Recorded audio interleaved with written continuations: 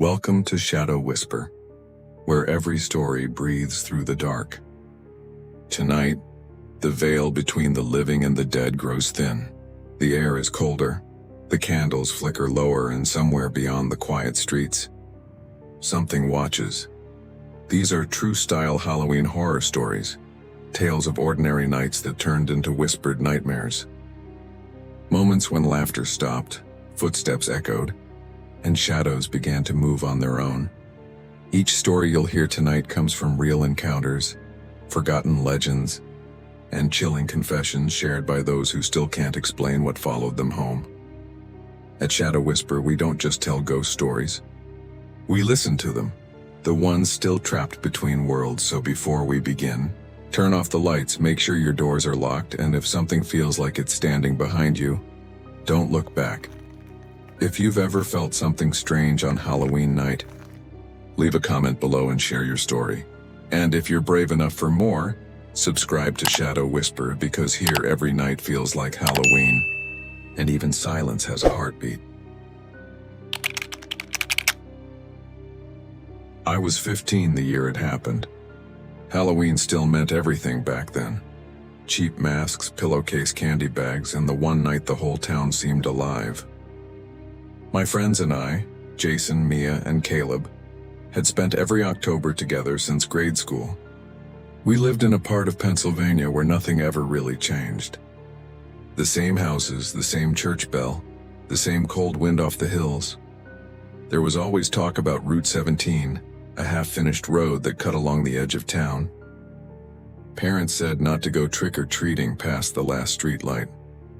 They said the houses down there were abandoned after a development deal went bad, and that people who built them never came back. Every generation repeated the warning, and every few years a group of kids tested it, ourselves included. 2012 was our turn. We told each other it was a joke. One quick walk down the dead section, a few selfies, then back before curfew. No one actually believed the stories. About lights flickering on their own, about candy left out year-round, but that was the point. Halloween wasn't fun unless something felt a little wrong. It was just after 8 when we reached the intersection. Behind us, the town glowed orange from porch lights and jack-o'-lanterns. Ahead, Route 17 slipped into fog thick enough to hide the treetops. The last working lamp buzzed and went dark as we passed beneath it. Jason grinned. "Come on, this is nothing." He always led first. Mia followed, tucking her witch hat down against the wind. Caleb stayed beside me, quiet. Flashlight beam pointed at the asphalt line that faded into gray. The first houses were skeletal, flaking paint, boards nailed across windows, lawns swallowed by weeds. A few still had faded decorations from some earlier year. Paper ghosts soaked to pulp, a plastic skeleton missing its jaw. The silence pressed in so hard that even our footsteps felt too loud. No music, no insects, not a single barking dog. It was like the road was listening. 10 minutes in, a single porch light glowed ahead, one point of yellow in all that colorless fog. The house looked almost new. White fence, neat porch, a swing moving slightly though there was no wind. A pumpkin sat on the steps, candle burning steady, its grin uneven but bright. "Someone actually lives here," Mia whispered. Jason laughed under his breath. "If they've got candy, they live enough." We went up together. The boards creaked under our shoes. The air smelled strange, sweet, like burnt sugar drifting through cold. Before anyone knocked, the door opened. A woman stood there, maybe late 40s. Black dress, velvet sheen, hair pinned back. She smiled as though surprised. Her voice came soft and certain. "Oh, you came back." Jason played along instantly. "Yeah, trick or treat." She handed each of us a small wrapped toffee, the kind you'd see in an antique candy jar, tan paper, twisted ends. Then her gaze settled on me and stayed there too long. "You four look just the same," she said. The words hung between us. I felt my stomach tighten. "The same as who?" Her smile faltered. "Never mind. Have a safe night." The door closed before any of us could answer. We walked a few steps down the street before Jason started laughing. That half-forced laugh people use when they're unsure. Okay, that was weird, but 10 out of 10 for commitment. Mia turned the candy over in her palm. Why would she say you four look the same? Caleb shrugged, flashlight still steady on the ground. Maybe she thought we were someone else. I slipped mine into my jacket pocket. The paper felt damp, as if someone had been holding it too long. When I glanced back, the porch light was gone. The pumpkin's candle too. The whole house looked unlit, like it had never been there. We should have left then, but curiosity has a way of erasing good sense. I don't remember who said it first, but within minutes we were turning back toward that porch. The door stood slightly open. Just a crack. Inside, faint light moved, flicker of candles, maybe dozens. The smell of burnt sugar was stronger now, mixed with something older, something like dust and wax. Through the gap, I saw part of a wall lined with framed photographs. I leaned closer. Every picture showed children in Halloween costumes, groups of four, always four. Different eras, 1950s cowboy hats, 1970s plastic masks, but the same composition every time. Then I saw it. One photo near the bottom, slightly blurred, color faded, showed kids dressed exactly like us. Same outfits, same poses. The date printed in the corner, October 31st, 1983. My pulse hit my throat. I stepped back, nearly slipping on the porch. Jason whispered something I didn't catch. The candles inside fluttered, as if a door had opened deeper in the house. That's when the woman's voice came again, quiet and close, though we hadn't seen her move. Don't stay out too late. The door closed without sound. We didn't run until we reached the intersection. But once the light from town touched us again, none of us looked back. That night I emptied my pockets before bed. The candy wrapper was gone. Only a faint, sticky ring of sugar on my fingers proved I'd ever held it. It didn't end that night.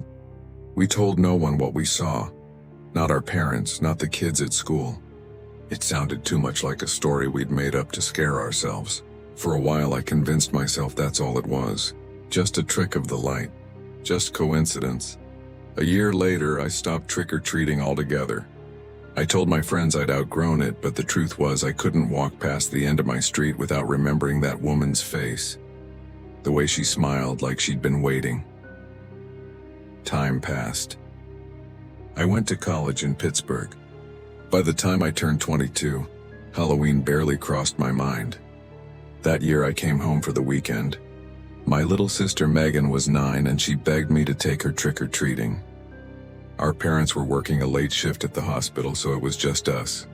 She had her costume ready, a tiny vampire cape and plastic fangs too big for her mouth. I hadn't planned on dressing up, but she found my old pirate hat in a drawer and tossed it at me. "Please, just this once," she said. I agreed. It felt harmless, familiar. We started early, right after sunset. The air was crisp, the kind of dry cold that makes your breath hang in front of you like smoke. Streets glowed orange from porch lights, laughter carried through yards, and the smell of pumpkins and wet leaves filled everything. For an hour it felt normal, until Megan pointed to a side road and said, "Let's go down there, the big houses always give full-size bars." I didn't recognize the street name at first. Then I saw the faded sign leaning against a stop pole. Route 17, I should have said no. But it was late and she was excited, and the rational part of my brain kept saying it was just a road. Just a story from when we were kids, so we went. The houses were newer now, siding clean, lawns trimmed. But half the lots were still empty frames, construction frozen mid-progress. The deeper we walked, the quieter it got. The laughter from the neighborhood behind us faded into nothing. At the third house, a porch light flicked on as we stepped into the driveway. No movement inside. The door stood open a few inches. A voice called from somewhere within, calm and genderless. "Take one." A bowl sat on a table inside the doorway, piled with candy bars. Everything looked neat, almost staged. Megan reached in, grabbed one, then hesitated. "They're all the same," she said. I told her it was fine, trying to sound casual. But I noticed it too. The bars were aligned perfectly, labels facing outward, untouched. Like props, we moved on. 2 houses later, another light flickered on as we approached. This time, a man opened the door before we knocked. He wore a long black coat, not a costume. No mask, just pale skin and eyes that seemed colorless under the porch bulb. "Out late, huh?" he said. His voice was friendly but flat, like someone repeating a line they'd practiced too often. Megan smiled nervously, reached for the candy he offered. "Thank you," I said quickly, steering her back toward the sidewalk. When we reached the next driveway, she whispered, "He was weird." I agreed but didn't say more. Behind us, the man's porch light went out. The street bent slightly downhill, the pavement disappearing into darker trees. No other kids, no cars, just the steady scrape of leaves under our shoes. Halfway down, Megan said, "That house has a pumpkin." It was near the end, smaller, older, maybe the last built before construction stopped. A single jack-o'-lantern glowed on the steps, smile cut too deep so the candlelight spilled through the cracks. A small bowl sat beside it with a note, "Take all you want." Megan reached out. Then she froze. "Did you hear that?" At first I didn't. Then, faintly from behind the door, into slow, deliberate scraping, like something heavy dragging across wood. "We're leaving," I said. We turned, but before we hit the sidewalk, the door opened an inch. The same voice from earlier whispered, "Take one." Every muscle in me went cold. I didn't run, not yet. I grabbed Megan's wrist and kept walking fast, eyes on the ground. At the corner, I looked back. The porch light was off. The pumpkin flame had died. We cut through a small park to get home faster. The swings moved slightly in the wind, creaking like voices half heard. Halfway across, Megan stopped. "Ryan," she said. I followed her gaze. At the edge of the park, near the tree line, a tall figure stood, still facing us. Long dark coat, same shape, same height as the man from before. I tried to keep my voice even. "It's fine. Probably another parent, but he didn't move. Not when I waved, not when I called. He didn't even shift his weight." I took Megan's hand. We walked faster. When we reached the opposite sidewalk, I looked back again. He was gone. We didn't stop until our house came into view. Mom was home. Lights were on, warmth spilling through the windows. Megan ran upstairs without a word. I told myself it had to be a coincidence, the road, the man, the way the lights turned off one by one as we left.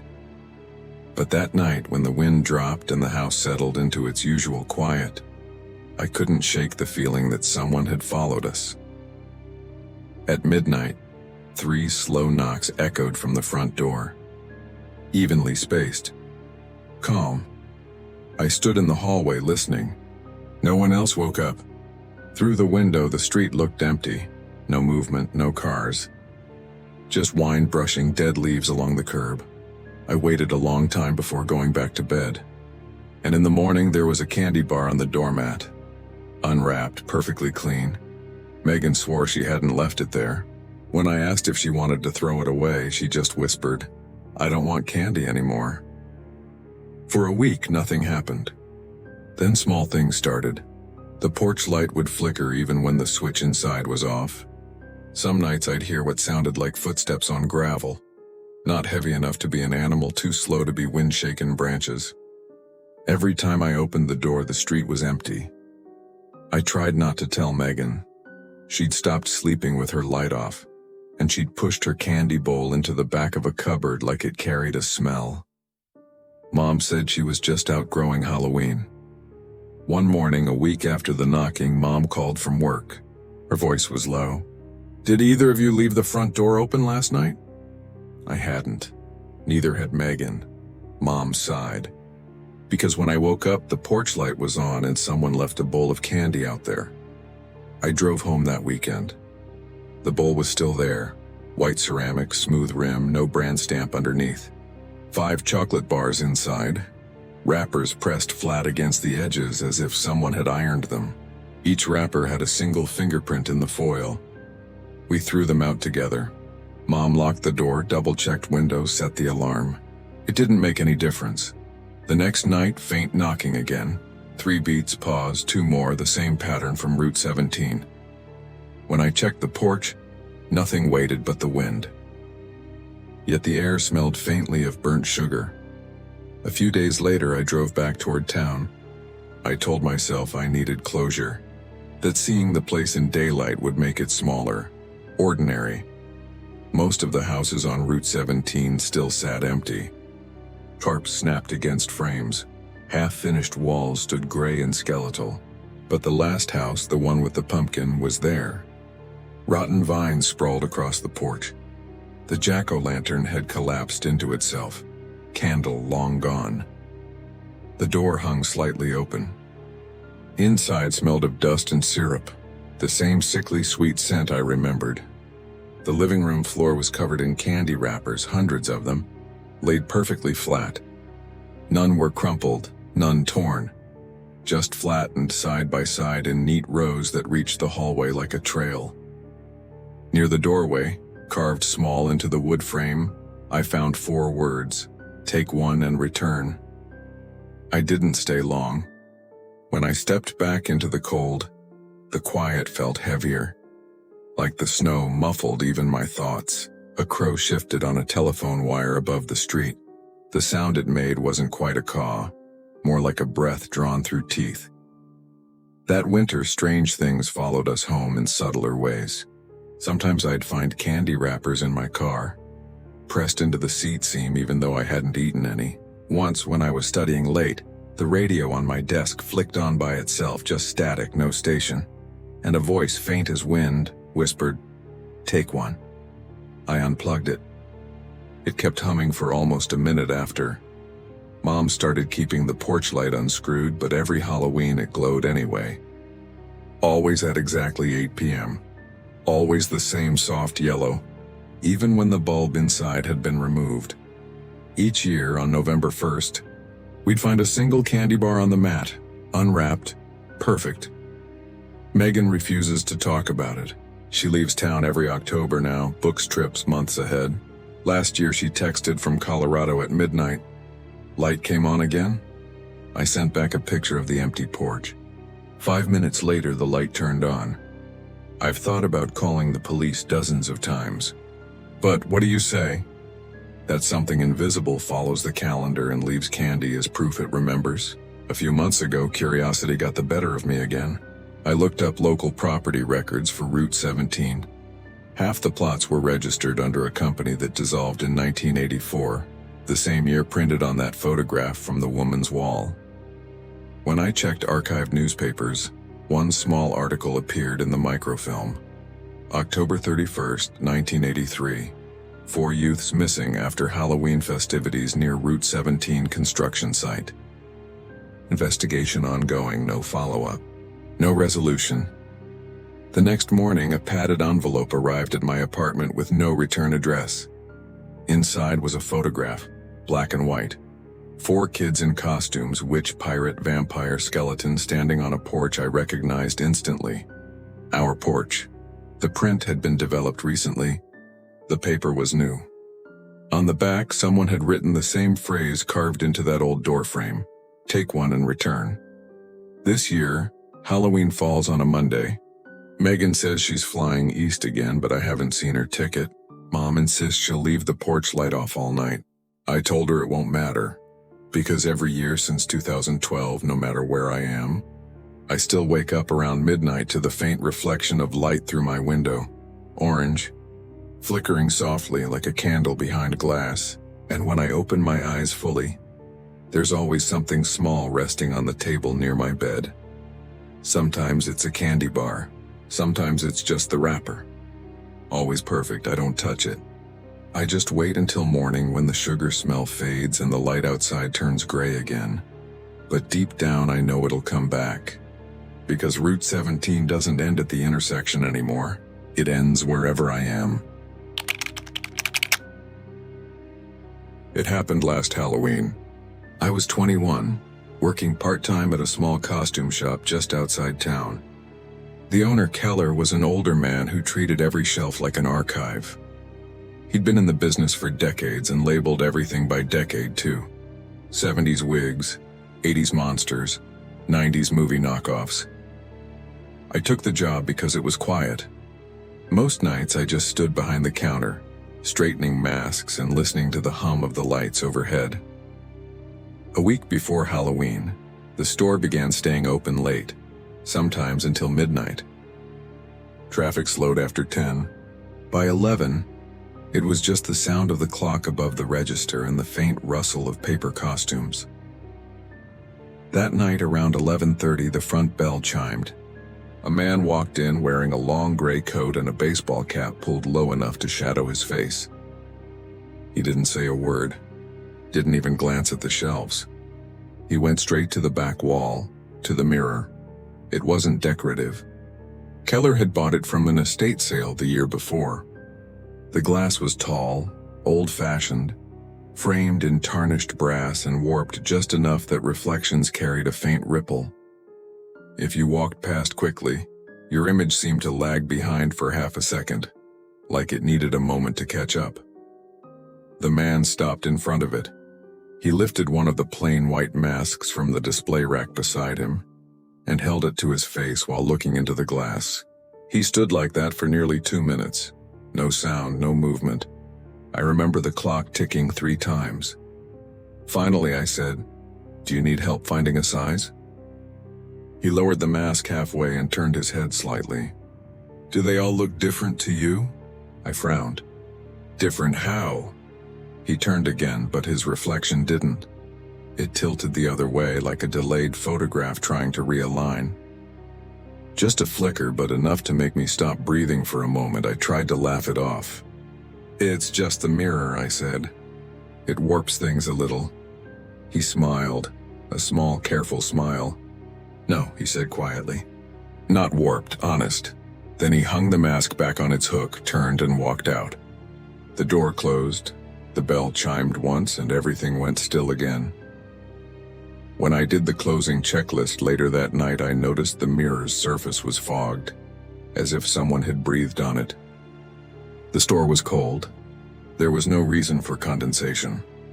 In the center of the fog, someone had drawn a small oval, not a circle, but the outline of a face.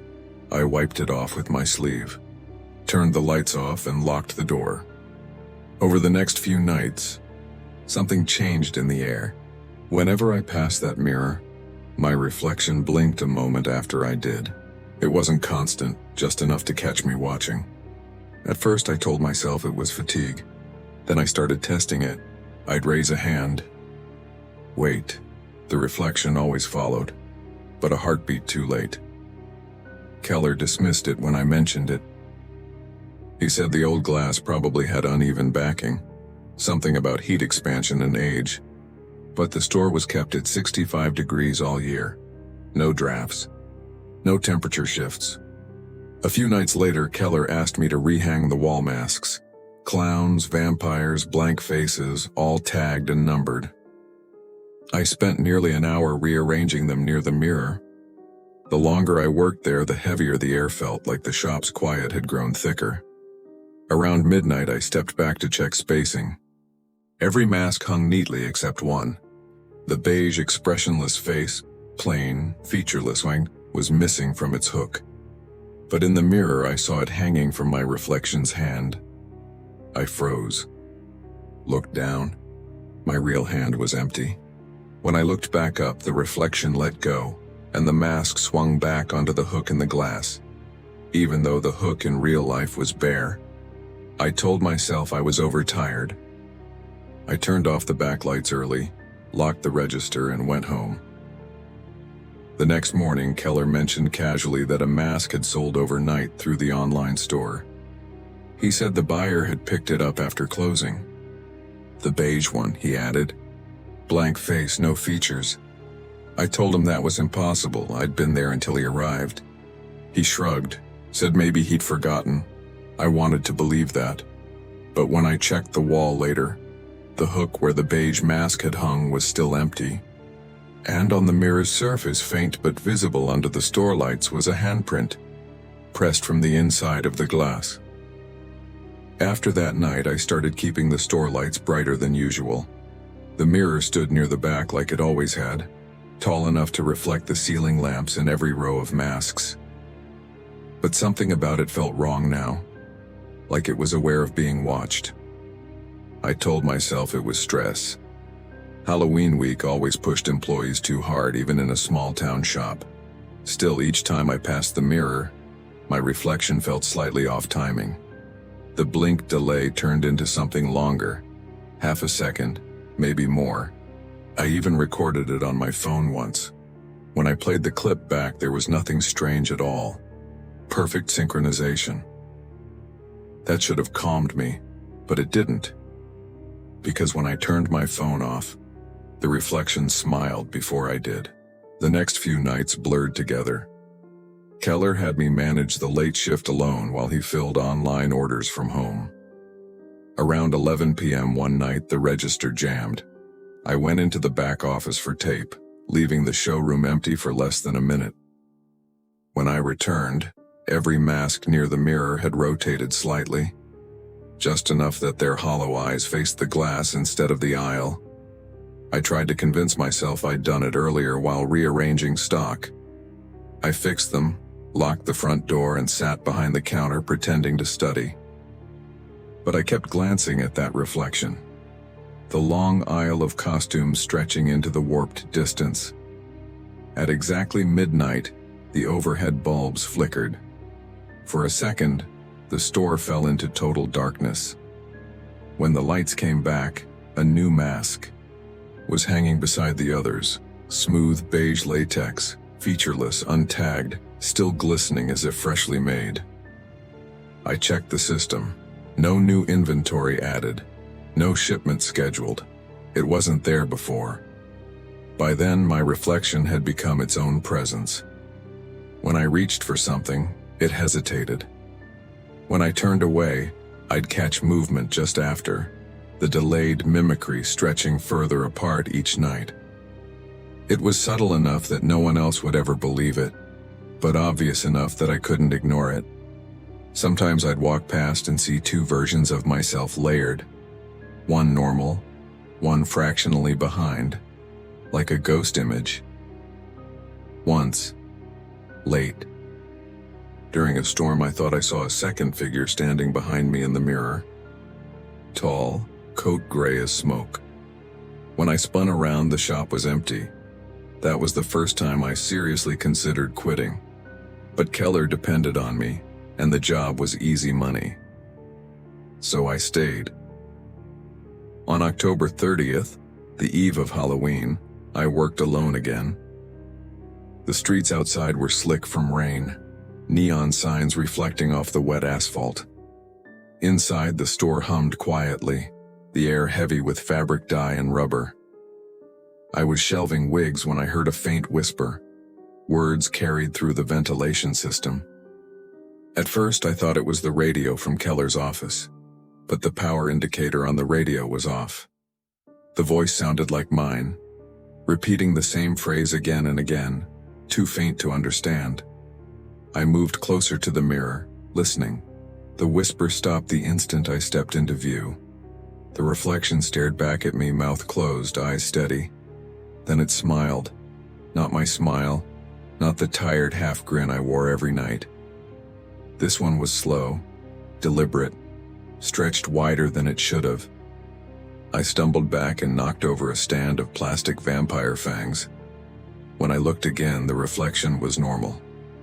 That night I slept poorly, dreaming of fluorescent lights buzzing overhead and rows of masks breathing in the dark.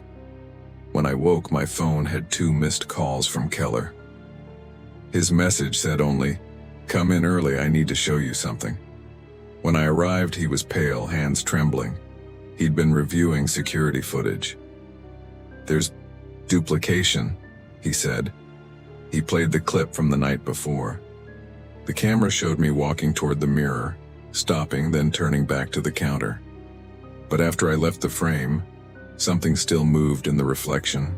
My outline, faint and lagging behind, continuing to stand where I had been.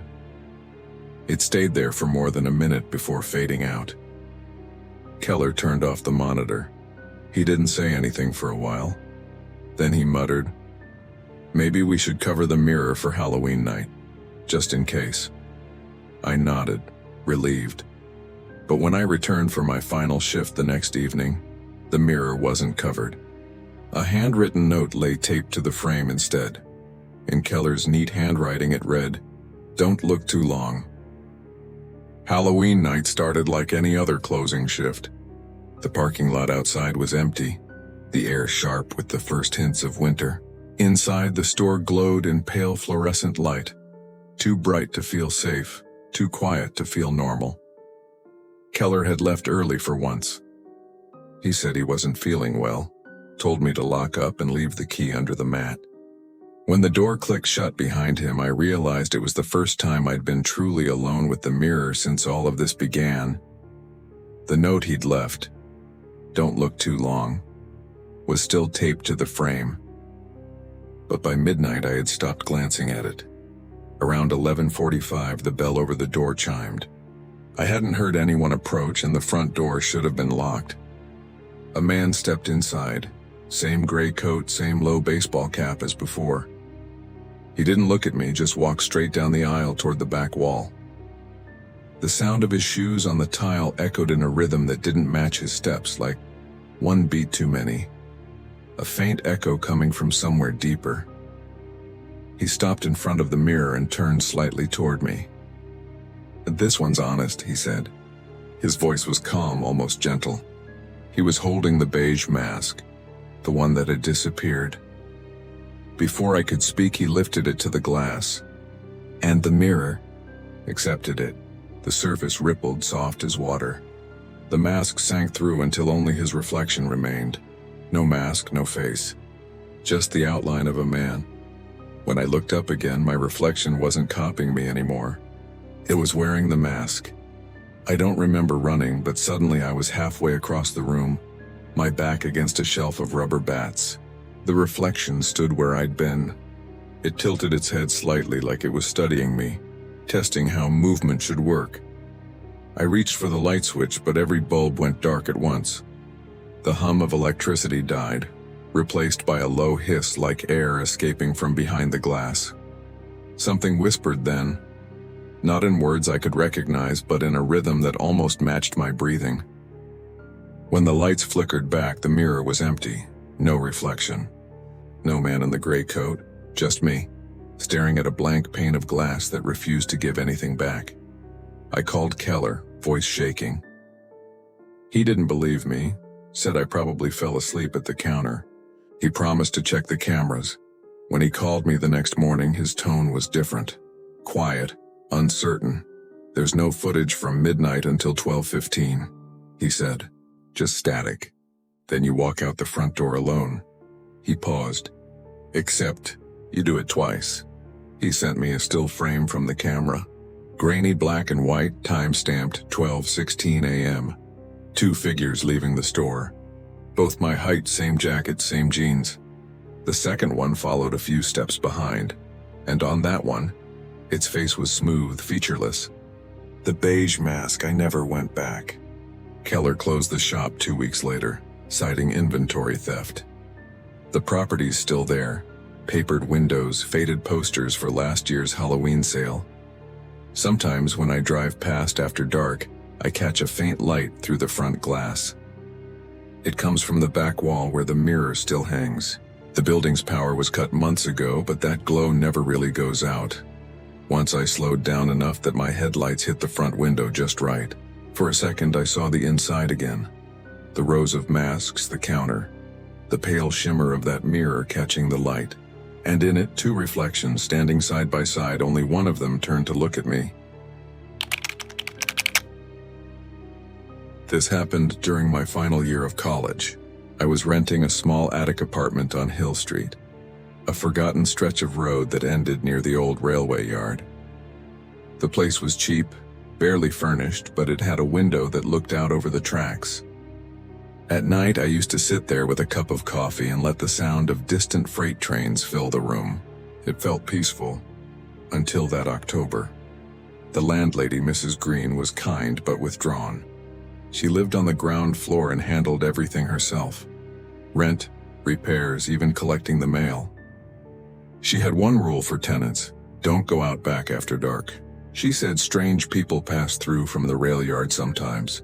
I laughed when she told me. Hill Street wasn't dangerous, just forgotten, the kind of place time skipped. My room was small. One bed, one desk, a single lamp that hummed faintly when it got cold. The window took up most of the far wall, a wide old frame that looked down over the rusted fences of the yard. Beyond them stretched a sea of gravel, floodlights, and lines of sleeping freight cars. That window was my world every night. I studied there, breathed there, watched the trains slide past like moving shadows. Then one evening, the quiet broke. I was finishing a research paper when I noticed motion near the yard. At first I thought it was one of the night workers, someone checking equipment before the last run. But the trains had stopped hours ago, and this man wasn't moving. He just stood beneath a floodlight, head tilted upward toward my window. Something about the stillness hit wrong. He didn't shift, didn't smoke, didn't even sway with the wind. The longer I looked, the clearer it became that he was facing me directly. The floodlight flickered once, dim, then bright again. He hadn't moved an inch. I told myself it was nothing, maybe a trick of light, maybe a mannequin someone left by the lot. Still, I closed the curtain and tried to keep writing, but the feeling of being watched didn't fade. It pressed through the fabric like heat. The next morning, I mentioned it to Mrs. Green while paying rent. She didn't seem surprised. "Don't worry about the yard," she said quietly. "He doesn't come up this way." Her voice was calm, almost rehearsed. I laughed nervously. "Who doesn't?" She glanced toward the window above her doorframe. "The Hollow Man," she said. "Been around since before I moved here." The way she said it, not fearful, not joking, just matter of fact, unsettled me more than the story itself. Like she'd accepted him as part of the neighborhood, like bad weather or stray cats. That night, I kept the window shut for the first time since moving in. Around 2 in the morning, a metallic scraping sound pulled me from sleep. Slow, rhythmic. I sat up and listened. It came again, closer. I turned on the lamp and pulled the curtain back an inch. He was there, standing at the edge of the yard. Closer this time, half hidden where the light couldn't fully reach. He wore thin clothes, dark trousers, a shirt too light for the cold. But his face, I couldn't see it. The light bent around him somehow, like it refused to land. His arms hung stiff at his sides, fingers spread wide, as if gripping something invisible. Then, as though sensing me, he lifted his head. I dropped the curtain and stepped back, heart hammering in my throat. The scraping stopped. For a long time I just sat there listening to my pulse in the silence. The next morning the yard looked normal again. No sign of footprints in the dirt below. I convinced myself it had been a trick of fatigue, a shadow, a reflection, anything that made sense. But from then on, every sound in the house carried weight. The pipes settling, wind against the siding, the soft hum of the trains miles away. And each night, before turning off the lamp, I caught myself glancing at the curtain, waiting. Because even when the window stayed closed, I could still feel it, the faint pressure of eyes, watching from somewhere just beyond the glass. A week passed without another sighting. The yard below stayed empty, just wind moving through the grass and the occasional flicker of a dying floodlight. I started to feel foolish for ever being afraid. Then one afternoon, Mrs. Green asked if I could help move some boxes from the basement. I agreed, mostly out of guilt for thinking she was strange. The basement was older than the rest of the house, its walls lined with peeling wallpaper and shelves full of forgotten things. Glass jars, cracked lamps, books swollen from damp. The air smelled like dust and rusted nails. While lifting a box, I noticed a small frame nailed into one of the beams. It was a photograph, faded, yellowed, the kind you'd find in antique stores. It showed the Hill Street railway yard decades earlier. Men in heavy coats posed beside a freight car, their smiles stiff and pale.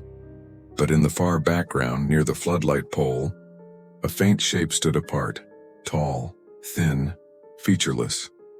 At first I thought it was damage on the photograph, some shadow or chemical streak. But the outline was too clean, too human. It looked exactly like the man I'd seen that night. When I pointed it out, Mrs. Green didn't even glance up.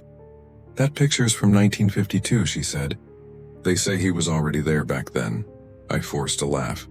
"You actually believe that?" She set the box down carefully, dusted her hands, and looked at me for the first time since we'd come downstairs. "Every tenant sees him eventually." Her tone wasn't threatening. It was tired, like she'd explained this too many times before. That night I couldn't sleep. I left the window closed, the curtains drawn, but every few minutes I caught myself glancing at them anyway. Around 3 in the morning I drifted into a half-sleep and dreamt I was standing at the window again. The yard was pitch black except for a single light by the tracks. Under it stood the Hollow Man. His arms hung at his sides and his head tilted upward toward me just like before. Then slowly one of his hands began to rise. Not a natural motion, more like something pulling it from above. When it reached the level of his face, the fingers opened one by one, revealing a hollow circle where a mouth should have been. The sound that came next wasn't a scream or a whisper. It was a low wind drawn inward, like the world itself was inhaling. I woke gasping. My sheets were damp with sweat, my throat dry. The night was silent, no wind, no trains. I sat up, still half in the dream, and looked toward the window. 5 faint fingerprints pressed against the glass. From the outside, I didn't tell Mrs. Green. I didn't even go downstairs for breakfast. Instead, I spent the next day searching online for anything about Hill Street or the old railway yard. The only thing I found was a 30-year-old newspaper clipping about an accident. Local worker dies after falling onto the tracks near the Hill Street freight yard. No witnesses reported. Yard expected to close later this year. The man's name wasn't listed, no photo. Just the phrase, "no witnesses." That night I taped the curtains shut. I pushed my desk away from the window and tried to sleep with the lamp on. But even then I could hear it. A faint metallic scraping, slow and even, as if something were dragging itself across the siding. Sometimes it stopped for minutes, then started again. Once, between the sounds, came a new noise. A hollow hum like air passing through a pipe. I remember pressing a pillow over my head, whispering to myself that it would stop if I just didn't look. That somehow looking was what it wanted. By the 3rd night I was exhausted enough to ignore it. Until the tapping began, soft, deliberate on the glass. 3 taps, pause, 2 more. My breath caught. I didn't move. The tapping stopped, replaced by the faint scrape of nails sliding down the pane. When I finally forced myself to pull back the curtain, nothing was there, just the empty yard and the dead floodlight. But when I looked closer, I realized the fingerprints were back, clearer this time. The same 5 prints perfectly aligned, and just beneath them, etched faintly into the condensation, were 3 words, "I see you." By the end of that week, I couldn't take it anymore. I hadn't slept more than a few hours in days. The sounds never really stopped. Scraping, tapping, that faint rhythmic hum that seemed to pulse with my heartbeat. Every morning I woke to find new marks on the glass, some faint, some fresh. Once I even found a single print higher than I could reach. I tried cleaning the window with alcohol. The stains came back by evening. Finally, one night I snapped. I waited until midnight until the noises started again, then grabbed my flashlight and stormed down the narrow staircase. The house felt colder than usual, like all the warmth had been drained out through the floorboards. Mrs. Green's door was shut. I stepped out into the back lot. The cold hit immediately, wet air that smelled of metal and damp soil. The floodlights over the railway yard flickered in the distance, buzzing faintly. "Who's there?" I called out. My voice barely carried. The sound just dissolved into the open dark. At first, nothing moved. Then I saw him, standing under the far floodlight. The Hollow Man. He faced away from me, tall and thin, his posture perfectly straight. The light made the edges of his body shimmer like heat above asphalt. His shirt was torn down the back, the fabric hanging loose in strips. I took a few steps closer, the gravel crunching softly underfoot. That's when I saw what was beneath the torn fabric, not skin, not bone. Just blackness, a deep empty shape where a person should be. It wasn't a shadow. It was absence. Like someone had carved a person out of the air and left the hole standing upright. He turned slightly, and the light caught the edge of what should have been his face. There were no features, no eyes, no mouth, just smooth, stretched skin, pale and colorless, pulled tight across nothing. Then the light flickered once, twice, and went out. In that brief darkness, the world became sound. Soft footsteps on gravel, slow and deliberate, moving toward me. I couldn't see. I could only hear. The crunch of stone, the faint scrape of fabric dragging against itself. Each step perfectly spaced. Each one closer, I turned and ran. The flashlight beam swung wildly across the yard, catching flashes of fences and rusted rails. Behind me, the footsteps quickened. When I reached the back door, it flew open before I touched it. Mrs. Green stood there, eyes wide but unsurprised. She grabbed my arm and pulled me inside, locking the door in one motion. For a moment, neither of us spoke. I could still hear the faint crunch of gravel outside. Then silence. She finally said, in that same calm tone she'd used when I first moved in, "You looked at him too long." I didn't ask what she meant. I didn't have to. I could still feel the afterimage of that faceless head burned behind my eyes. I packed the next morning. By nightfall, the attic was empty except for the outline of my bed on the dusty floorboards. When I turned to leave, I caught my reflection in the window one last time. For a moment, it didn't move with me. It just stood there, staring. 2 nights before I left town, I woke up to a sound I'd learned too well. Tapping. Not frantic, not loud. Just patient. 3 taps, pause, 2 more. I didn't get out of bed. But I opened my eyes and saw the curtain sway gently as if touched from behind. In the reflection of the glass, a shape stood over my shoulder. I turned fast. Nothing there. The next morning I checked the window again.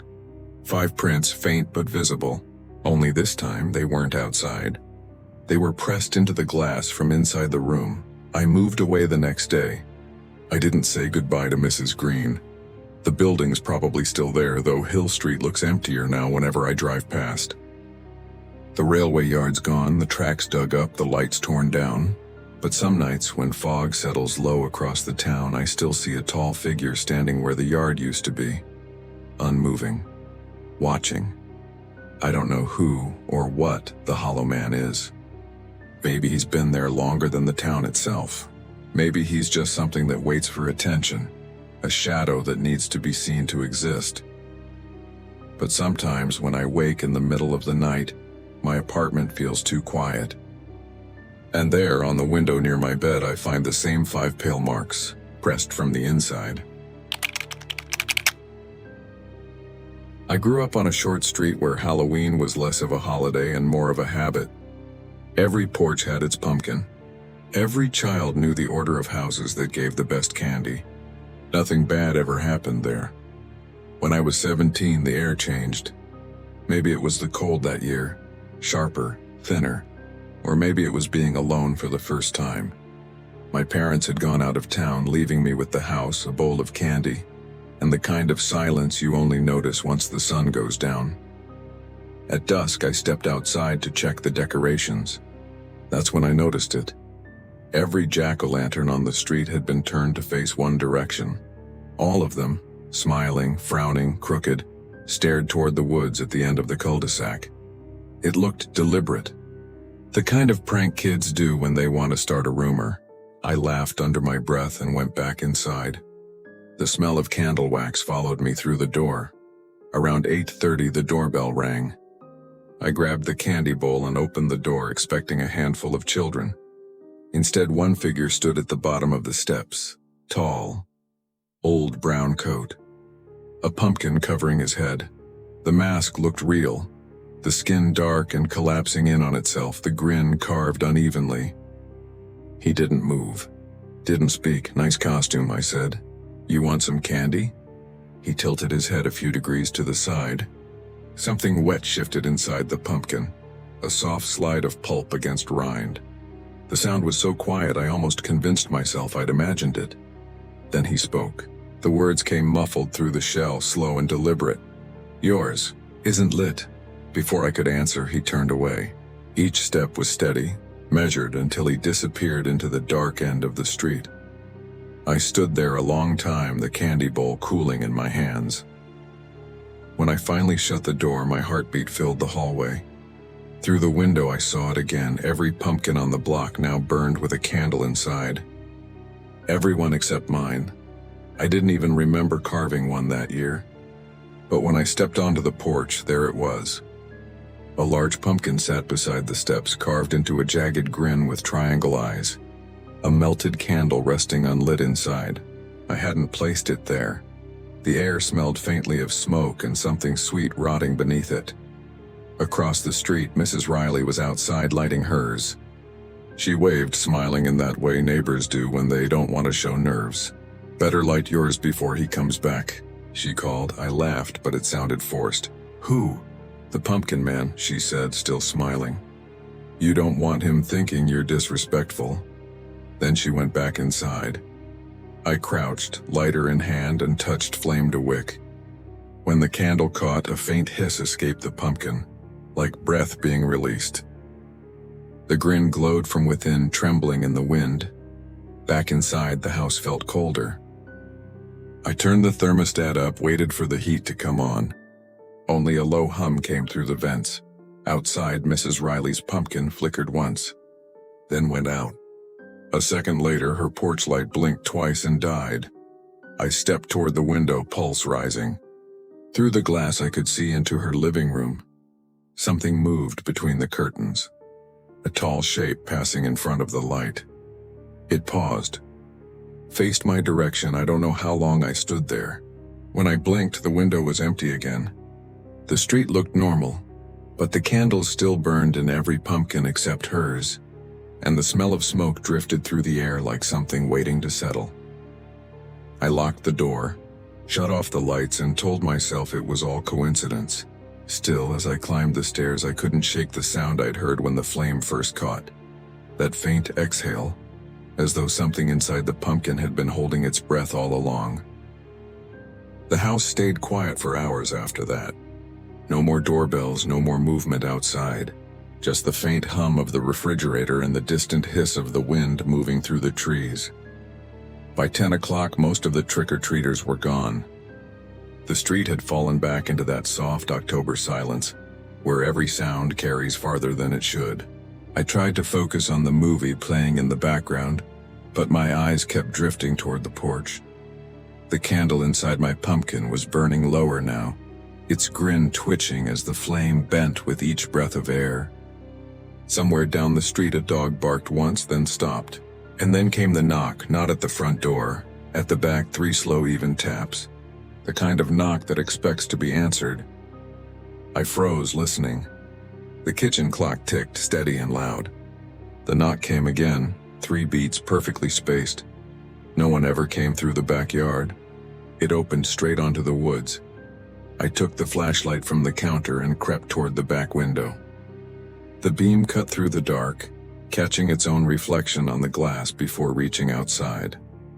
2 small triangles glowed back at me. It took a moment to realize what I was seeing, another pumpkin.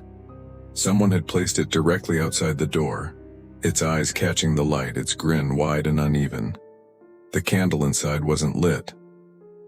I opened the door an inch, the hinges whining softly. "Who's there?" I whispered. Only wind answered, carrying the faint smell of wet leaves and something sweet, like fruit left too long in the sun. My flashlight flickered once, its beam stuttering over the pumpkin's face. Behind it, in the thin break between trees, a tall shape seemed to stand. Brown coat. Stillness. Then the beam died. I shut the door hard and locked it. When I turned back, every light in the kitchen flickered. One by one, the bulbs dimmed until only the orange glow from the porch pumpkin seeped through the curtains. Then even that began to waver. I crossed to the front window. Outside, the street looked almost empty. No cars, no movement. Only the pumpkins lined along every porch, their flames steady. Then, starting from the far end of the street, they began to go out. One after another. The light snuffed itself along the road like a fuse burning in reverse. Within seconds, only mine was left. I reached for my phone, hands trembling, and dialed 911. The call connected, but the line filled with static, a low, wet crackle. Beneath it, faintly, I could hear breathing, then a voice, soft, distant, drawn out. "Your light's going out." I dropped the phone. The porch pumpkin's flame was twisting violently now, the candle sputtering, fighting for air. I grabbed a lighter, ran to the door, ready to relight it if it failed. The moment I stepped outside, the air hit me like a wall. Cold, heavy, sharp, with the smell of smoke and decay. The street was black now, the sky clouded over. But I could hear movement, the slow crush of leaves underfoot, uneven, dragging slightly. "Who's there?" I called. No answer. The sound moved closer, soft but deliberate, coming from the direction of Mrs. Riley's house. The flashlight trembled in my hand as I swept it across the yards. Nothing. Just the curve of the cul-de-sac swallowed by dark. Then, from somewhere near the fence, a whisper rose, long and broken. The syllables stretched until they barely sounded human. "Respect." The word felt too big for the space, vibrating in the cold air. My pumpkin's flame snapped once, then went out. For a heartbeat, the world was utterly dark. Then came the sound of something brushing past my arm, rough, damp, like the inside of a hollow shell. I don't remember falling. When I opened my eyes again, dawn was breaking, the light thin and colorless. I was lying on the porch steps, dew soaking through my clothes. The pumpkin beside me had changed. The wax inside was new, the candle freshly melted. It had been replaced. Across the street, Mrs. Riley's porch was empty. Police cars lined the road before noon. They said she'd disappeared sometime in the night. No sign of a struggle, just a single pumpkin left on her steps, its grin carved upside down. I tried to tell them about the man, about the voice on the phone, but the words came out tangled. They wrote it off as shock. Maybe it was. That evening, as the sun dipped behind the woods, I walked to the end of the street. The wind moved through the trees like something breathing. For a moment I saw him again. Tall, still, the faint glow of a new pumpkin mask burning softly through the dark. When I blinked, he was gone. By morning, the police were gone. The neighbors kept their blinds half closed, pretending not to watch as the cruisers pulled away. No one talked about Mrs. Riley. By evening, fresh pumpkins had appeared on nearly every porch along the street. Every single one was already lit. I stayed inside. The smell of burnt wax still clung to my hands, and every sound in the house felt louder than it should. The click of the heater, the hum of the fridge, my own pulse. I told myself I'd leave town after the weekend. But night came faster than I expected, and when the sky turned orange at the horizon, a new pumpkin was waiting on my steps. It wasn't there that afternoon. This one was smaller, its skin darker, the grin narrower and almost cautious. Inside, a clean candle stood unlit. A thin note lay folded beneath it. 4 words written in uneven block letters, "Keep it lit." That night, I couldn't stay in the house. The walls felt too thin, the air too still.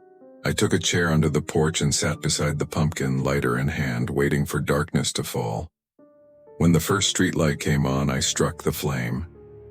The wick caught instantly. For a moment, nothing happened. Then the wind shifted and a low breath moved through the neighborhood, like every porch exhaled at once. The other pumpkins glowed brighter for a few seconds, their carved grins stretching in the light, then settled back into stillness. Somewhere down the street, a child laughed and was quickly hushed. I stayed out there until after midnight. The air grew colder, heavy with that familiar sweetness, rot mixed with smoke. I could hear movement beyond the tree line, slow and steady. Leaves brushed together in a rhythm too deliberate to be the wind, I whispered. I lit it. The noise stopped. The night waited. Then faintly from somewhere between the trunks came that same drawn-out word. Respect. The candle flame shivered once but didn't die. When I finally went inside, the window reflected two lights behind me. The porch candle and something smaller burning farther away, deep in the woods. That was years ago. The town's changed since then. New families, new houses, the old woods fenced off after a series of disappearances no one connects out loud. But the ritual remains. Every October, pumpkins appear on our porches days before Halloween. No one admits to carving them. No one dares to throw them away. The rule is simple. You light it at dusk. You keep it burning until dawn. If the flame goes out, you don't relight it yourself, you wait. Because he will. Last year, a family from out of state moved into the cul-de-sac. They didn't know the story. They didn't light their pumpkin. Neighbors said they heard footsteps on their porch around midnight. Slow, heavy, uneven. By morning, their candle was burning bright. They've never missed a year since. Sometimes I drive past the woods after sunset. There's a faint orange glow deep between the trees. Not firelight, not lanterns, just a soft, steady flicker that moves as if someone's carrying it.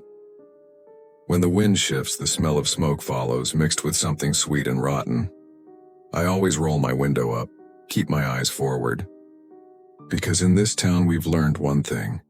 If your jack-o'-lantern ever goes dark before midnight, he'll come to relight it for you. It was meant to be small. 10, maybe 12 of us from work and college, one rented farmhouse an hour outside town. A place that looked safe in the photos. Wooden beams, a wide porch. The kind of amber lighting that makes even October feel soft. We arrived just before sunset. Car doors slamming. Laughter echoing across the empty fields. The air smelled of chimney smoke and dry leaves. For a while it felt perfect. Warm, ordinary, forgettable. Inside, the owners had left a note on the kitchen table. Welcome, please enjoy the house. You're free to use the decorations in the living room, but leave the masks on the wall where they are. We read it twice and laughed. Because the living room really was lined with them. A dozen old masks hanging in a perfect row above the fireplace. Porcelain, wood, papier-mâché. Each face frozen mid-smile, eyes hollow and glossy in the firelight. Creepy, Dan said, snapping a photo. Then someone turned the music louder and the moment passed. By 9 o'clock, the house felt alive. The floorboards creaked under dancing feet, the air sweet with cider and candle smoke. Outside, the wind rattled the porch railing, mixing with the laughter inside until it was hard to tell which sound belonged to us. I remember thinking how easy it is to mistake noise for comfort. Around 10, the power began to fade. Not all at once. The bulbs dimmed gradually, shadows swelling along the ceiling until only the fireplace remained bright. Someone cheered, said it added to the mood. That was when I realized the wind had stopped. Completely. No rattle of branches, no hum from the refrigerator, no background at all, just the fire crackling in small, careful breaths. Should we check the breaker? I asked. Dan nodded, phone flashlight already in his hand. As he crossed the room, the beam skimmed across the wall of masks. For a split second I saw one of them, a smooth porcelain face, tilt. Not much. Just enough that the eyes caught the light differently, as though it were following him. I told myself it was nothing. The firelight could play tricks. But when he disappeared down the hall, I realized no one was talking anymore. The song had ended and nobody started another. The only sound left was the slow crack of burning wood, echoing like it had the whole room to itself. Dan didn't come back right away. The hallway swallowed the faint light from his phone, leaving only the reflection of flames across the wooden floor. Someone laughed nervously. Guess he's making sure the ghosts pay the power bill. The sound didn't travel far. It just hung in the air, soft and small, before the silence closed around it again. I checked my phone, no signal. A few others tried theirs too. The screens lit the room with a weak blue glow, then dimmed back into orange from the fire. When the front windows rattled, we all turned. No wind, no movement outside, just the echo of the sound itself, like the house had learned how to breathe. After 15 minutes, Dan still hadn't returned. I walked to the edge of the hallway and called his name. My voice sounded wrong in that space, thinner somehow, like it was being absorbed.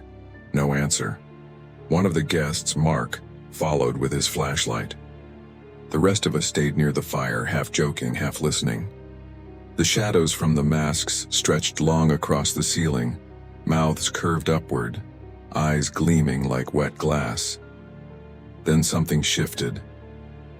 It was small, the sound of wood creaking above us, but every head turned at once.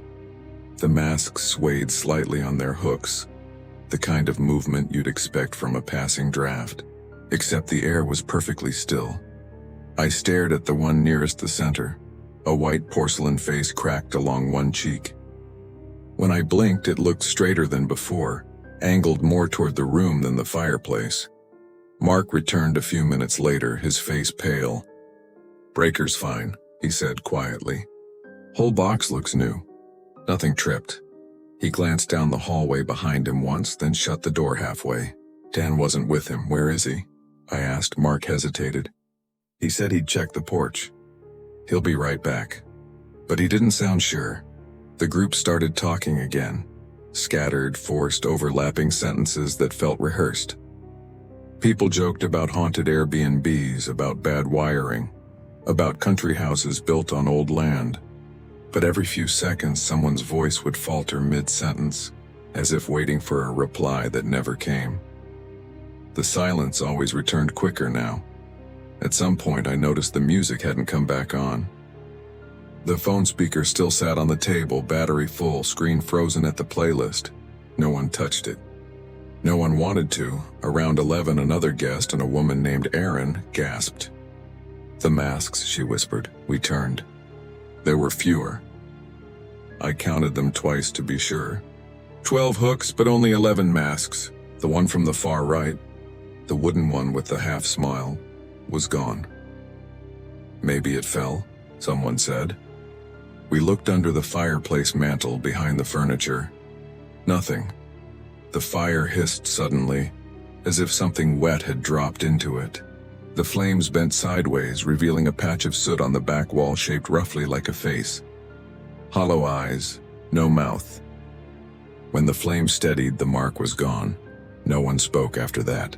Mark checked the time, 11:24. Dan still hadn't returned. The front door remained closed, but the air had a new weight to it, thick and unmoving. Then, faintly from somewhere in the hall, came the sound of footsteps. Slow, even deliberate. They stopped just before the doorway. We waited, expecting Dan to appear. He didn't. Instead, the candle nearest the window went out. The room dimmed further, shadows swallowing the space between each of us until I could only see faces by the flicker of the fire. For a long minute, nobody breathed. That's when I realized what had been bothering me since the power failed. The quiet wasn't just outside.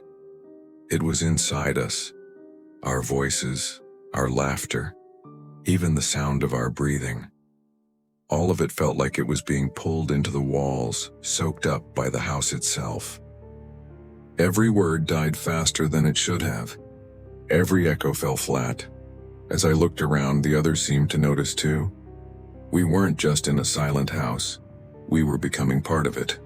No one moved for a long time after that. The fire shrank lower, the wood sighing into ash. We sat in a half circle, every face lit from below, every shadow bending upward like the masks above us. Mark whispered that we should leave. The words never made it across the room. I saw his mouth open, saw the shape of the sentence, but the sound simply never came. He tried again. Nothing. The air between us felt thick like glass. One by one, the others noticed. A woman near the fireplace pressed a hand to her throat. Another started laughing, but no sound came out. only the shaking of her shoulders. Within minutes, the room was full of silent movement, mouths open, panic-widening eyes, all trapped inside the same muting space. The only thing still alive was the fire's hiss. And even that was fading. A soft thump came from the hall, then another. Heavy, uneven footsteps. Dan appeared in the doorway. At first I felt relief, but the light caught him wrong. He was still wearing his costume, black shirt, fake vampire fangs, but his face looked stretched, pale under the soot. He didn't speak. He only raised his hand and pointed toward the wall above the fireplace. There were 12 masks again. The missing one had returned, but its expression was different. The half-smile now open wider, edges curling like it had been carved in motion. As we watched, its eyes gleamed wetly in the dim light. The fire popped once, then died completely. Darkness filled the room. I don't know how long we stayed frozen like that.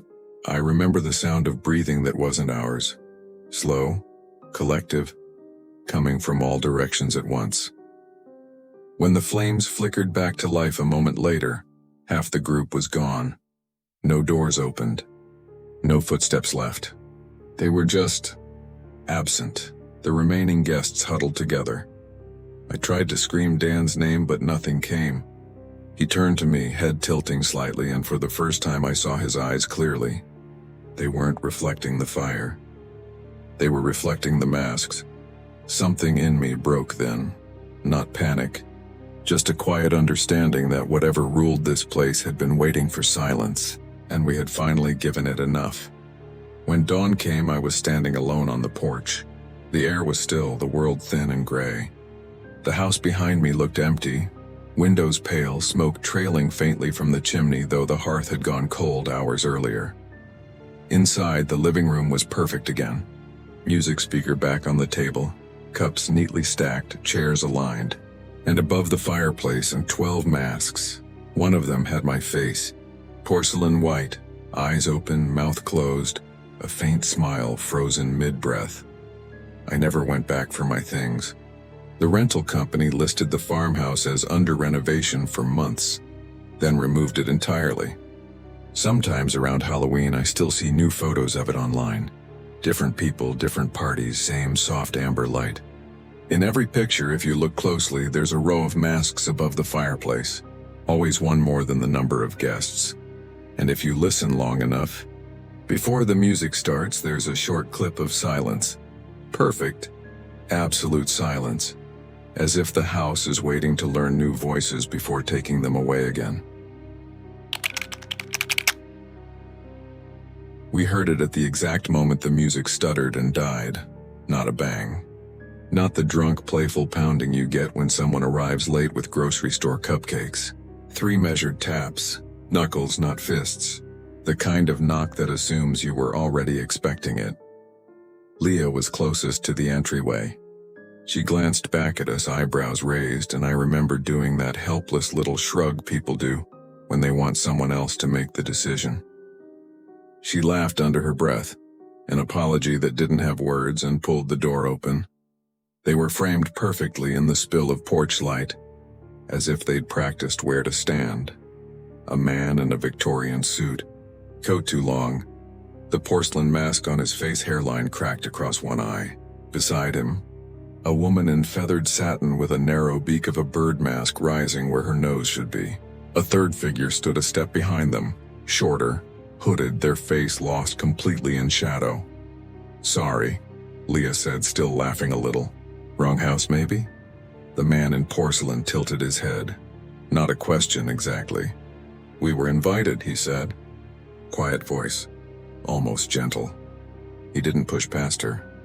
He simply stood like a photograph and let the sentence hang between them as if it would eventually become true. Leah looked over her shoulder at us.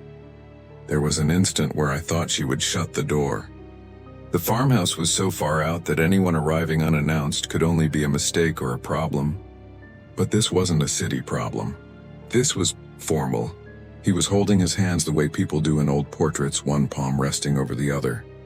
The woman's feathers dimmed and brightened in the porch light, and the hooded one had that small, patient stillness children have when they want to be chosen for a game. We're having a small thing. Leah tried again. Like co-workers. You might mean a place down the road. The bird mask turned toward her. The beak caught the light and for a second it looked wet. No, the woman said almost kindly. This one. Before Leah could step back, the man took a single pace across the threshold. Not aggressive. Not even entitled. More like a host arriving late to his own event. The other two followed with a soft hiss of fabric, and Leah, because she is polite, because we all are polite, did what polite people do. She yielded space. I thought Dan must have invited them. He'd gone to the basement to check the breaker. He was always friending strangers in line at the liquor store, folding them into plans, assuming the circle could stretch and it would all be fine. But when he came up the hall with his phone flashlight, he blinked at the sight of them the same way I was blinking. Surprise first, then confusion, then that quick social calculation we all do. Do I pretend I recognize you to avoid awkwardness, or do I ask, who are they? He whispered to me, voice tight against my ear. I don't know, I said, and I meant it in the simplest possible way. I did not know them. But the longer they stood there, the stranger it felt to admit that out loud. No one asked for names. They didn't offer. The house accepted them the way the dark accepts a candle. A soft redraw of the borders. A quick recalibration of where the walls end and the room begins. Music still off. Fire still breathing in the hearth. 10 of us plus 3. No one said 13, though I felt the number tug at me. Simple and superstitious. They moved through us the way quiet people move at wakes, touching nothing.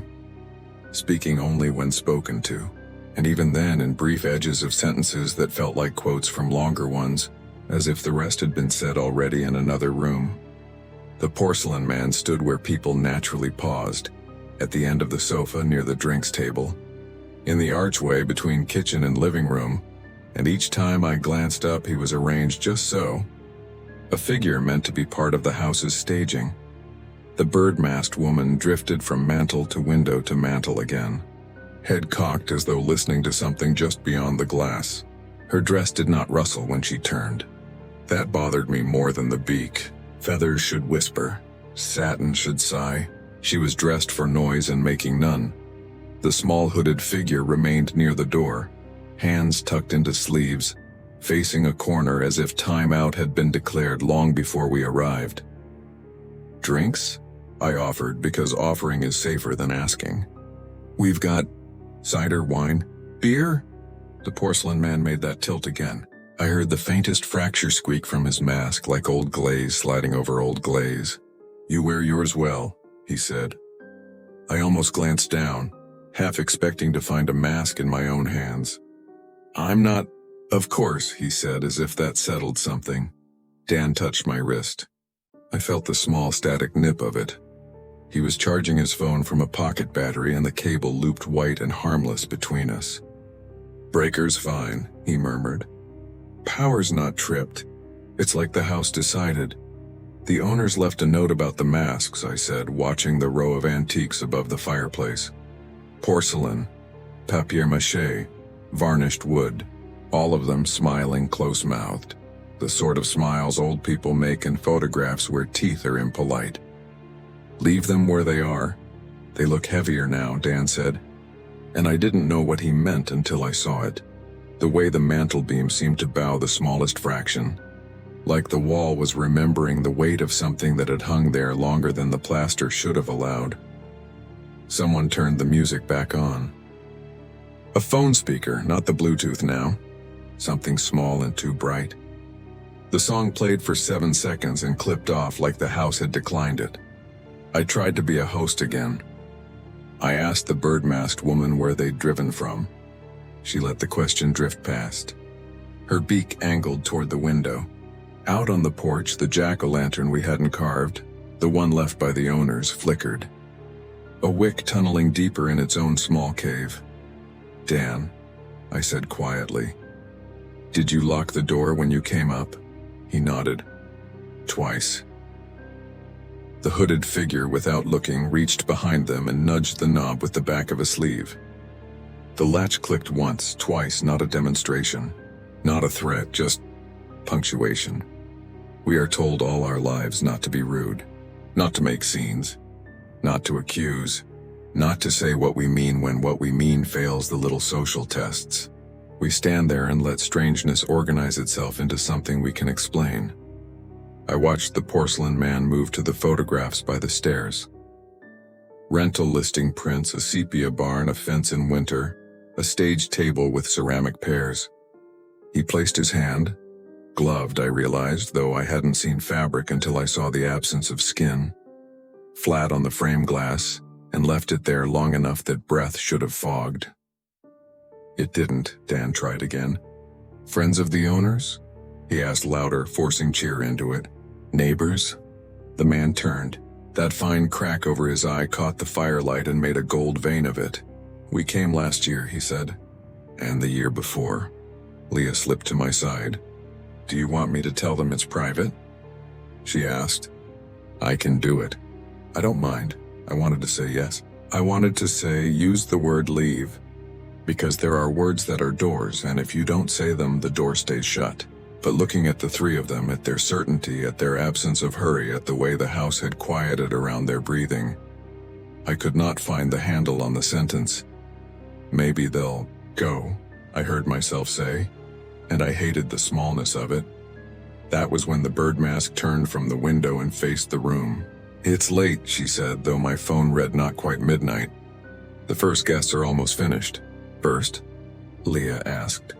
The woman's head tilted. A mirror of the porcelain man's tilt, practiced and precise. Yes, she said, with the sort of patience you use with people who are new to a game with very old rules. The second ones wait their turn. No one laughed. Someone coughed instead, which is what people do when laughter doesn't fit. From the kitchen, a glass settled against wood with an empty sound. In the hall, Dan's phone flashlight touched the family of frames again, and for a heartbeat the stairwell reflected the room back to us in the glass. 13 shapes, then 14, then 13 again, as if we had been counted and recounted with two different answers. I realized my fingertips were cold. I realized I was holding my own cup with two hands like a churchgoer. I realized we were behaving as if they had arrived by invitation, and that our behavior made it true. The hooded figure had not moved except to lock and unlock. When they finally lifted their head, the room leaned with the motion the way wheat leans when wind's first edge finds it. Under the shadow of the cowl I saw nothing. Not darkness, not cloth, not the suggestion of a face. Just a shape that refused definition in the way a bad dream refuses logic. It's fine, Dan said to me under his breath. We'll give them a drink and they'll go. The porcelain man nodded as if he'd been included in that whisper. Yes, he said pleasantly. We don't stay. He paused and the house held still around the comma in his voice. We remain. No one said the word leave again. It hung there, the one word that could still fix things. But every time someone drew breath to say it, something about the air seemed to close around their throat. The porcelain man stood near the fire now, perfectly still. The woman in the bird mask circled the room, stopping beside each of us for a few seconds as if counting, not people, but moments. And the hooded figure had drifted toward the staircase, head tilted slightly, like listening for something coming from upstairs. Dan leaned close to me. Maybe they're actors, he whispered. The whisper didn't sound like his voice anymore. It came out slower, stretched, like the air was thickening between syllables. Actors. That was the kind of excuse you cling to when reality feels too heavy to pick up. The porcelain man turned toward him. We're not performers, he said gently. You are. No one answered. Leah tried to pour herself another drink, maybe out of nerves. The liquid hit the bottom of her cup and made no sound. She stared down, mouth open slightly, then tipped it again. Still nothing. The cider moved, but the silence swallowed even that. Mark muttered, I think we should go. but it came out almost without breath, like mouthing through glass. When I looked back toward the masks above the fireplace, there were more of them now. 15 maybe. The same styles, the same faint smiles, but the arrangement was different. They hung lower, closer together, some angled downward like faces watching us. The woman in the bird mask touched one with her fingertips. The porcelain man nodded. "They remember," he said. Dan moved toward the door. "We're leaving," he said, louder this time, or maybe I only thought it was loud. He pulled the handle. The door opened to nothing. Not darkness, not night, just an empty hallway that didn't belong to this house.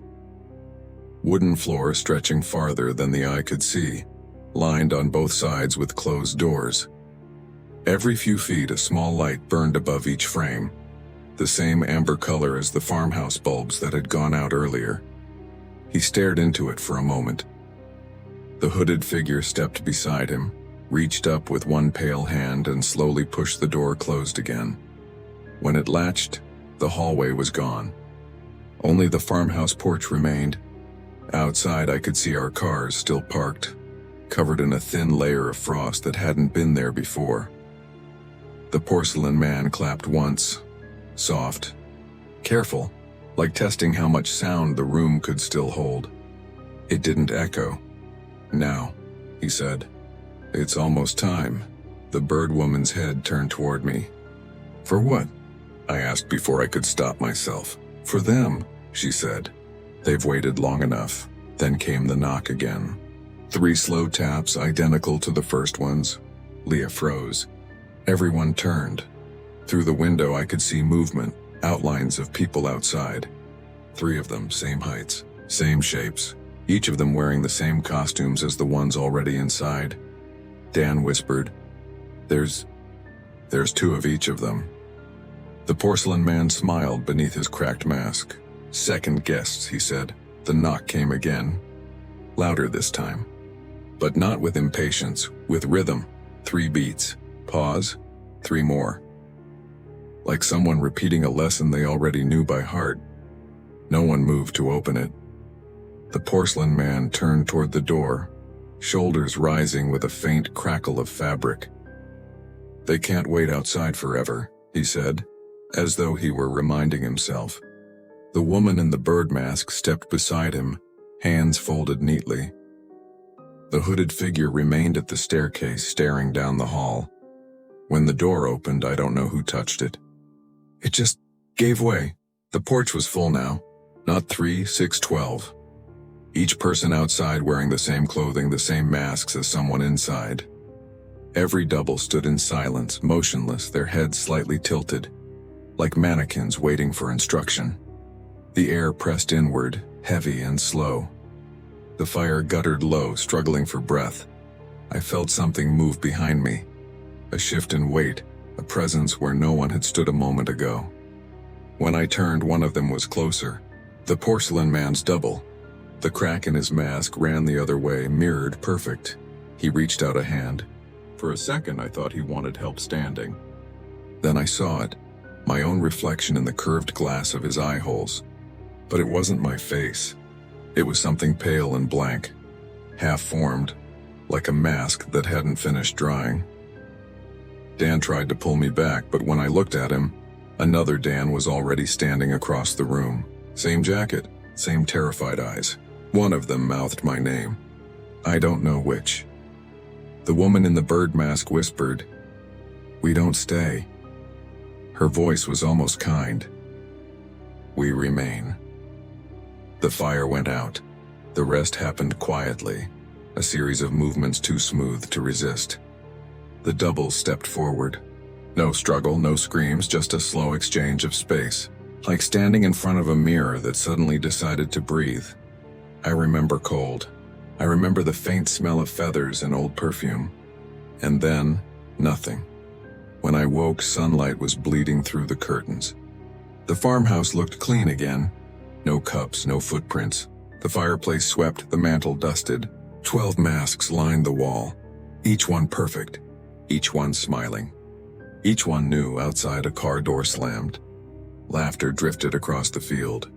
A new group arriving, voices bright, alive, unaware. I watched from the window as they carried in bags and coolers. When the first knock sounded, it echoed softly through the hall. Dan, or the thing that wore his face, and opened the door, and with a practiced smile said, "Come in. You're just in time."